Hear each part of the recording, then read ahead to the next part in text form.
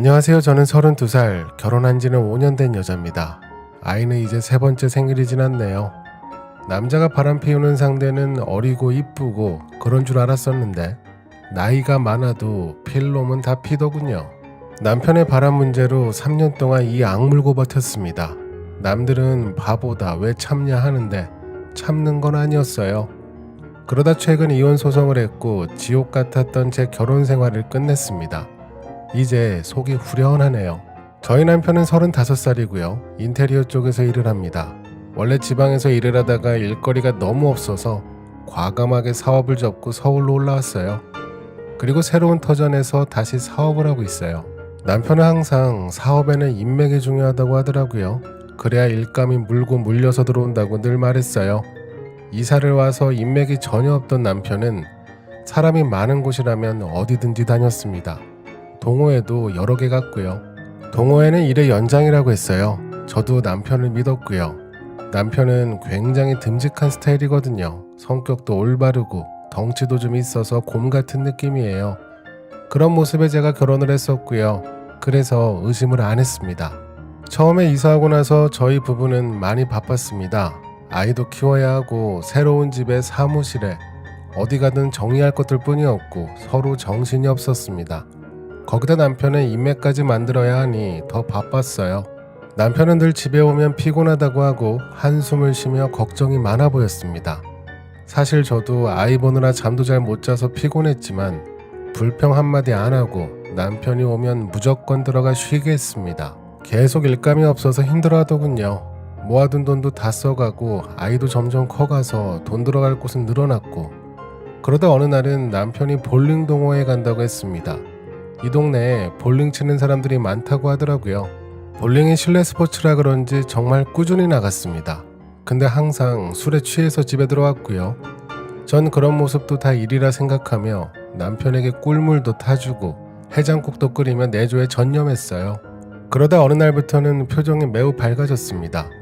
인맥이 슬슬 생기기 시작한다며 들떠 있었어요.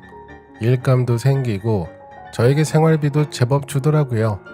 다행이라고 생각했습니다. 근데 다행이 아니었어요. 그때 그 연상녀에 대해서 처음 들었습니다. 볼링 동호회에서 어떤 여자 사장님을 알게 되었는데 그분이 일감도 많이 연결해 주시고 도와주신다며 엄청 좋아하더라고요. 그 뒤로도 자주 이야기했었고 그러다 갑자기 핸드폰을 하나 더 갖고 오더라고요. 사업용 전화기라며 한 대 장만했다고 했습니다. 자기를 도와주는 그 여사장님이 핸드폰 매장을 여러 개 하셔서 감사한 마음에 하나 개통했다네요. 그 핸드폰을 시작으로 점점 남편의 물건들이 하나둘씩 새로 생기기 시작했어요. 신발을 새로 사오고 바지도 사고 난방도 사고 선글라스도 사고 이것저것 물건들이 늘더군요. 그때마다 남편은 자기가 직업 특성상 사람을 많이 만나서 잘 입고 다녀야 한다고 특히 서울이라 더 그렇다며 총각 때보다 더 말끔하게 입고 다녔습니다. 그래도 예전에 힘들었던 모습보다 지금이 더 보기 좋았고요. 물건 사는 거야 뭐 사업의 연장이라 생각하면 되는데 한 가지 걸렸던 게 그 물건들이 남편 스타일이 아니었어요. 평소 남편이 좋아하는 옷이나 바지, 구두의 스타일이 아닌 좀 과감하고 화려한 느낌의 것들이 많더라고요. 그냥 딱 봐도 누구한테 선물로 받은 물건 같았습니다. 그래도 일단 뭐라고 하진 않았어요. 사업이 중요했으니까요. 근데 사업이 잘 풀려도 집에 늦게 오는 건 같더군요. 어느 날부터는 지방으로 1박 2일씩 다녀오기 시작했습니다. 제가 아무리 사업에 대해 잘 모른다 해도 이상하잖아요. 지방에서 일거리가 없어서 서울로 온 건데 뭐 자기 말로는 이것저것 알아보러 다니는 거라고 하는데 결국 남편을 보는 시간이 점점 줄어갔습니다. 그러다 제가 남편의 가게에 가게 된 날이 있었어요. 그 전날 술을 많이 먹었길래 저는 해장국을 해서 사무실로 가져갔습니다. 근데 아무도 없더라고요. 유리문 밖에서 가게 내부를 보니 좀 이상했습니다. 저는 이사를 온 후 2번째로 가게에 가보는 거였어요. 애 키우고 새집 정리하느라 바빴거든요. 근데 남편의 가게는 마치 여자의 손길이 닿은 것처럼 잘 꾸며져 있었습니다. 작은 소품들이 있더라고요. 꽃도 생화가 있었고 쿠션이나 방석들이 상당히 여성스러웠습니다. 평소 남편 스타일이 아니었네요. 선물부터 그렇고 사무실도 이상한 점 투성이었습니다. 그때 뒤에서 남편과 한 여자가 들어오더군요.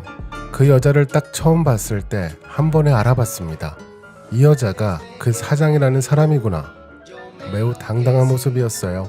흰색 블라우스를 입고 머리를 묶어 올린 모습이 딱 사장님 같았습니다.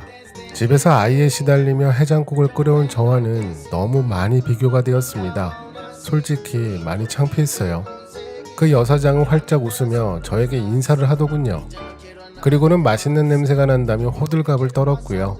남편은 제가 창피한지 제가 왜 왔는지도 물어보지 않고는 다짜고짜 바쁘다고 신경질을 내더라고요. 근데 그 여자 앞에서 해장국을 들고 있는 제 모습이 너무 창피했습니다. 결국 주지도 못하고 집으로 왔어요. 집에 와서도 계속 그 여자 생각이 났습니다. 뭔가 그 사람을 경계해야 한다고 본능적으로 느꼈습니다.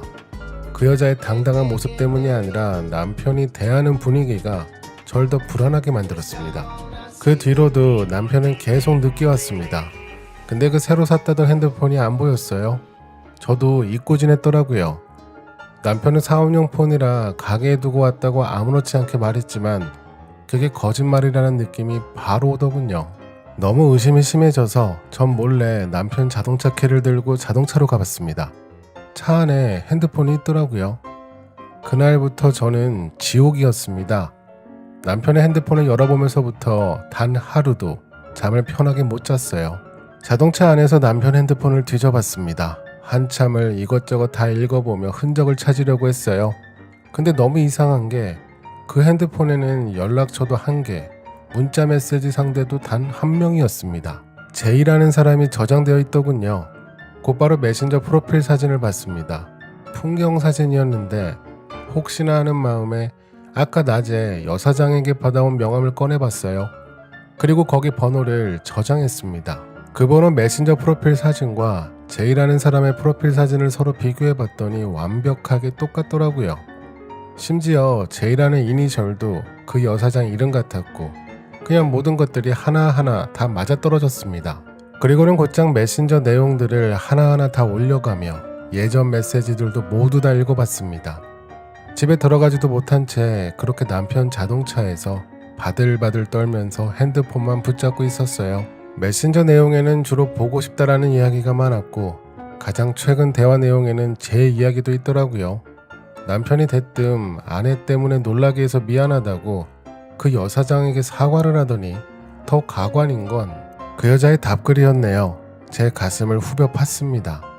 집에만 있다 보면 어쩔 수 없지 관리를 못하니깐 머리가 터져버릴 것 같았습니다. 저보다 8살이나 많은 늙은 여자에게 지적받으니 돌아버리겠더라고요. 그리고 그렇게 전 멍하니 자동차에 앉아 밤을 새웠습니다. 아침이 돼서 점점 밝아지자 집으로 들어갔어요. 얼마 뒤 남편은 일어나 씻고 머리 드라이를 하고 향수까지 뿌리며 아주 꾸미느라 바쁘더라고요. 관리 못하는 아내 목까지 꾸미려 하는지 아침부터 아주 분주하게 준비하더라고요. 어이가 없었습니다. 그렇게 1시간 뒤 남편이 출근하자마자 저는 곧바로 일어나 그 여자가 하는 가게로 갔어요. 가게에 도착하니 마침 그 여사장이 있었습니다. 저는 입구부터 오직 그 여자만 노려보며 들어갔어요. 아마 제 모습을 보고 바로 알았을 겁니다. 그 해장국 때보다 더 관리 안 하고 갔거든요. 그때 가게 안쪽에서 남편이 웃으며 나오더군요. 절 보더니 화들짝 놀라 웬일이냐고 하더라고요. 전 그 자리에서 주저앉아 울었습니다. 남편은 그런 저를 도살장의 소처럼 끌고 나갔어요. 신발은 벗겨지고 머리는 엉클어지고 그 모습을 당황한 기색 없이 그 여사장은 절 관람하고 있더군요. 집에 와서 남편에게 물었습니다. 어찌 된 거냐고 했어요. 남편은 만났던 건 맞는데 좋아서 하는 건 아니라며 다 사업 때문에 하는 거고 돈 벌라고 만나는 거라네요. 그래서 제가 그 사업 접고 집에 오라고 했습니다. 당신이 집에서 아이 보고 내가 꾸미고 다니며 다른 남자들 인맥으로 사업을 하겠다고 소리를 질렀어요. 그러자 남편이 화를 내더라고요. 그게 그거랑 같냐고 하길래 제가 다를 게 뭐냐고 그게 내 심정이라고 했어요. 남편은 지금 사업들이 다 그 여자 지인들하고 하는 것들이라 계속 만날 수밖에 없다고 이야기하더군요. 바람을 피운다고 그리고 계속 필 거라고 저렇게 당당하게 말하는 남편을 보자 더는 할 말이 없었습니다. 다시 그 여사장에게 갔어요. 역시나 가게에 있더군요. 마치 제가 올 것이라고 알고 있는 것처럼요. 제가 그 여자에게 말했습니다. 남편은 당신 돈 때문에, 사업 때문에 억지로 만나는 거라고 소리를 질렀습니다. 근데 그 여자는 웃으며 이미 다 알고 있다고, 근데 상관없다고, 자기가 좋아서 만난다고 하더군요. 앞으로도 옆에서 제 남편 사업을 도와줄 거고, 그럼 자기 옆에 계속 있을 거니 그걸 참기 힘들면 그냥 이혼하라고 하면서 위자료 걱정은 하지 말라고 하더군요. 대체 이게 무슨 상황인가 했습니다. 저도 사람인지라 말이 안 통하니 주먹이 나가더라고요. 그 여자에게 가서 머리채를 뜯어버리려고 했습니다. 근데 옆에 있던 직원들이 저를 붙잡고 말리기 시작했고요. 그녀는 눈 하나 깜짝하지 않고는 밖으로 나가버렸습니다. 집에 와서 남편에게 말하니 남편은 뭐하러 갔냐고 하네요. 제가 울고 소리치며 제발 그만 만나라고 했습니다. 근데도 남편은 절대 안 된다네요. 자기가 최근 몇 년간 사업이 안 돼서 지옥 같았다고, 이 기회 못 놓친다네요. 그게 힘들면 이혼하자고, 자기가 양육비랑 위자료 넉넉하게 주겠다고, 절대로 예전에 힘들었던 삶으로 돌아가지 않을 거라고 했습니다. 바람 피우는 두 놈들이 어찌나 저렇게 당당한지 미치겠더라고요. 위자료를 얼마를 주겠다, 집을 구해주겠다 어쩐다 하더니 나중에는 그 상간녀가 저에게 그냥 대놓고 얼마를 원하냐고까지 물어보더라고요. 다 준다고, 그냥 새로운 삶을 살라고 조언까지 해주더군요. 남편은 그날 이후로 집을 나가더니 들어오지도 않고 거의 보름 가까이를 저 혼자 아이와 집을 지켰습니다. 그렇게 한참을 소식도 없이 나가 있다가 어느 날 저에게 연락이 오더니 잠깐 만나자고 하더라고요. 카페로 오라고 하길래 아이는 친정에 맡겨놓고 혼자 갔습니다. 도착해보니 상간녀랑 남편이 앉아서 저를 기다리고 있더군요. 남편 손목에는 처음 보는 시계도 차고 있었고 얼굴이 더 좋아졌더군요. 이번에 이혼을 결정하자며 정확한 액수랑 적어서 서류까지 만들어 왔더라고요. 금액은 많긴 했습니다. 근데 저 돈을 받아도 남은 인생 편하게 살 것 같진 않았어요. 그래서 마지막으로 고민을 했습니다. 상간녀는 계속 얼마를 원하냐고 했고 남편은 저에게 무슨 할 말이 없냐고 말을 하라고 재촉했어요. 그래서 제가 절대로 이혼 못한다고, 아이랑 함께 우리 가정을 지킬 거라고 했어요. 그 당당했던 여사장도 제가 이렇게 이야기하자 아주 난리가 난 표정이었고요. 제가 계속 말했습니다. 뭐가 되었던 내가 8살이나 어리니 죽어도 내가 먼저 죽는 일은 없을 거라고 끝까지 버틴다고 했어요. 그렇게 3년을 버텼습니다.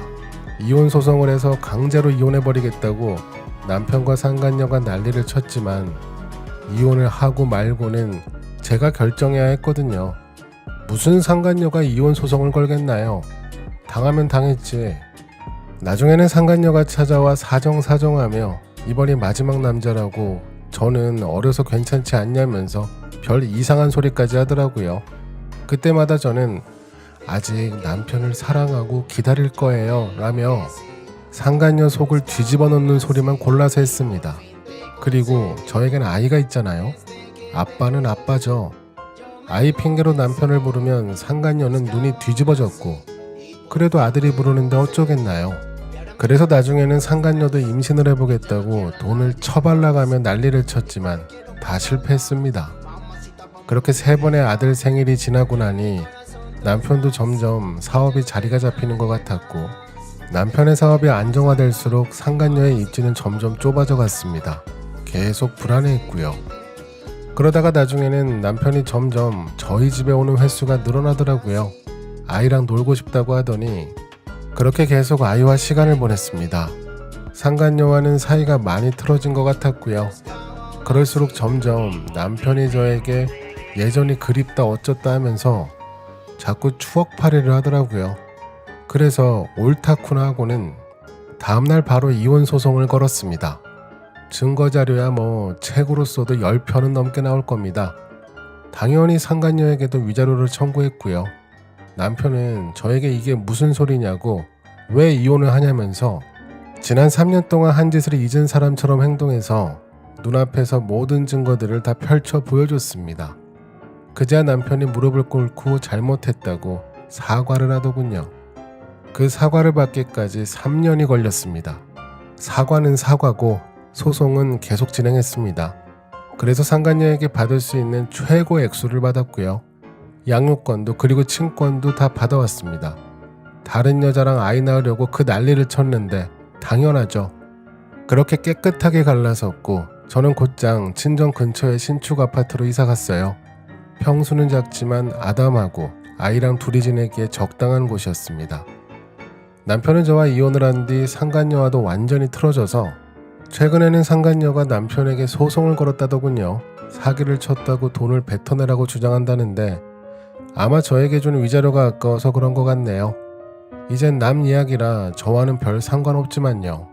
남편이 바람을 피우면 이혼하는 게 맞습니다.